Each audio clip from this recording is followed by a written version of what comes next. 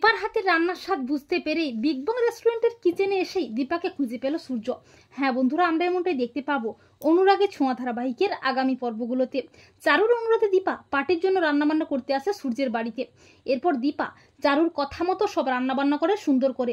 আর দীপার রান্নার গন্ধ পেয়ে সোনা বলে, এই রান্নার গন্ধটা তো আমার খুব চেনা, কে করছে রান্নাটা? এরপর সোনা এসে দেখে দীপা। সোনা তার মাকে দেখে চমকে ওঠে। আর সোনা দীপাকে নানাভাবে অপমান করে। আর দীপাও সব রান্না শেষ করে সূর্যের বাড়িতে আসার আগেই বেরিয়ে যায়। দীপার চলে যাওয়ার পরেই সূর্য বাড়িতে আসে। সূর্য চারুকে বলে, চারু তোমার ফ্রেন্ড কোথায়? তখন চারু বলে, আরে সূর্য সে তো চলে গেছে। এরপর সূর্য দীপার হাতে রান্না খেয়ে চমকে ওঠে। সূর্য মনে মনে ভাবে, আরে এ তো দীপার হাতের রান্না। সূর্য মনে মনে ভাবে, তবে কি দীপা ওই রেস্টুরেন্টে আছে? আমাকে জানতেই হবে। পরদিন সূর্য তড়িঘড়ি করে আসে বিগ বং রেস্টুরেন্টে। সেখানে এসে স্টাফেদের বলে, আচ্ছা সেদিন যেই মহিলা বার্গারটা বানিয়েছিলেন তিনি কোথায়?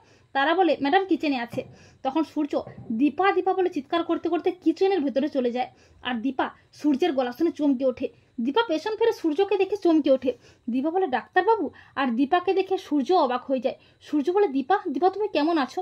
তো বন্ধুরা, তোমরা এটাই চাও তো যে সূর্য যেন দীপার হাতের রান্নার স্বাদ বুঝতে পেরে বিগ বং রেস্টুরেন্টে এসে দীপাকে খুঁজে পায়? কমেন্ট করে এক্ষুনি জানিয়ে দাও তোমাদের মতামতটি।